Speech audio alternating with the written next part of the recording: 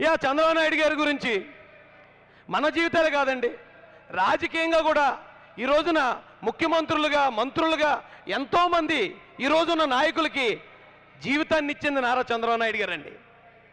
అది ఒప్పుకున్నా ఒప్పుకోకపోయినా సరే. ఒప్పుకుంటారా? ఒప్పుకుని తీరాలండి. అయితే అన్ని కులాలకి, అన్ని మతాలకి, ఇప్పుడు ఓన్లీ ఇక్కడ ఐటీ వాళ్ళు ఉన్నారు, మాకు ఇంతమందికి భవిష్యత్తు ఇచ్చారని చెప్పడానికి. కానీ ఆయన వల్ల భవిష్యత్తు పొంది, ఆయన వల్ల బ్రతుకులు బాగు చేసుకుని బయటకు రాకుండా విశ్వాస పాత్రులుగా కొంతమంది కూడా ఉన్నారు. అయితే ఇంతమందికి ఇన్ని చేశాడు ఆయన. మరి ఆయన సాధించింది ఏంటి? ఆయన దేనికోసం ఈ పని అంతా చేశాడు? మన బ్రతుకులు, ఇంతమంది బ్రతుకులు బాగు చేసినందుకు చంద్రబాబు నాయుడు గారికి వచ్చిన గిఫ్ట్ ఏడు తెలుసండి?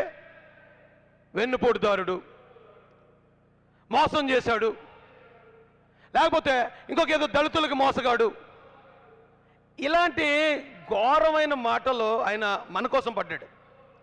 చరిత్రలో దేవుళ్ళు అనేవాళ్ళు పేద ప్రజల కోసం అవమానాలు పడ్డారని విన్నాం. కానీ ఇప్పుడు మన కళ్ళ ముందే ఒక పెద్ద ఆయన మన కోసం బ్రతుకుతూ ఆయన అలిపిరిలో చావు అంచుల దాకా వెళ్ళి రాలేదండి. ఎవరి కోసం అండి? అరే నన్ను చంపేపోయారు, సరే ఇక వద్దు మనం అని చెప్పి ఒక్క స్టెప్ వెనక్కేసిందా అండి అసలు? చంద్రబాబు నాయుడు గారి నాయకత్వం, చంద్రబాబు నాయుడు గారి నాయకత్వం